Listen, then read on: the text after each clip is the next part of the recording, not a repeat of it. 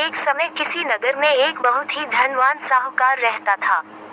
साहूकार का विवाह नगर की सुंदर और गुणवंती लड़की से हुआ था। एक बार वो अपनी पत्नी को लेने बुधवार के दिन ससुराल गया और पत्नी के माता पिता से विदा कराने के लिए कहा। माता पिता बोले, बेटा आज बुधवार है, बुधवार को किसी भी शुभ कार्य के लिए यात्रा नहीं करते। लेकिन वह नहीं माना और उसने वहम की बातों को न मानने की बात कही। दोनों ने बैलगाड़ी से यात्रा प्रारंभ की।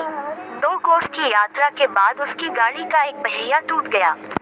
वहां से दोनों ने पैदल ही यात्रा शुरू की। रास्ते में पत्नी को प्यास लगी तो साहूकार उसे एक पेड़ के नीचे बैठाकर जल लेने के लिए चला गया। थोड़ी देर बाद जब वो कहीं से जल लेकर वापस आया तो वह बुरी तरह हैरान हो उठा, क्योंकि उसकी पत्नी के पास उसकी ही शक्ल सूरत का एक दूसरा व्यक्ति बैठा था। पत्नी भी साहूकार को देखकर हैरान रह गई। वह दोनों में कोई अंतर नहीं कर पाई। साहूकार ने उस व्यक्ति से पूछा, तुम कौन हो और मेरी पत्नी के पास क्यों बैठे हो? साहूकार की बात सुनकर उस व्यक्ति ने कहा, अरे भाई, यह मेरी पत्नी है। मैं अपनी पत्नी को ससुराल से विदा करा कर लाया हूँ, लेकिन तुम कौन हो जो मुझसे ऐसा प्रश्न कर रहे हो?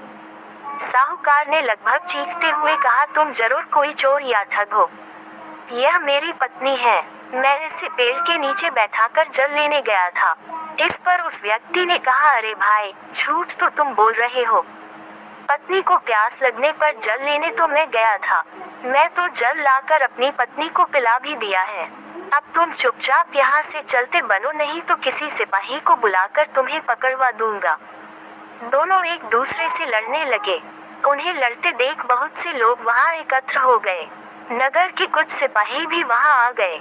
सिपाही उन दोनों को पकड़कर राजा के पास ले गए। सारी कहानी सुनकर राजा भी कोई निर्णय नहीं कर पाया। पत्नी भी उन दोनों में से अपने वास्तविक पति को नहीं पहचान पा रही थी।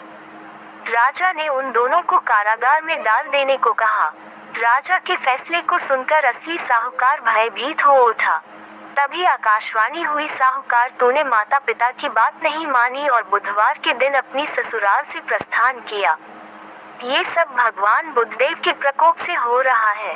साहूकार ने भगवान बुद्धदेव से प्रार्थना की कि हे भगवान बुद्धदेव, मुझे क्षमा कर दीजिए, मुझसे बहुत बड़ी गलती हुई।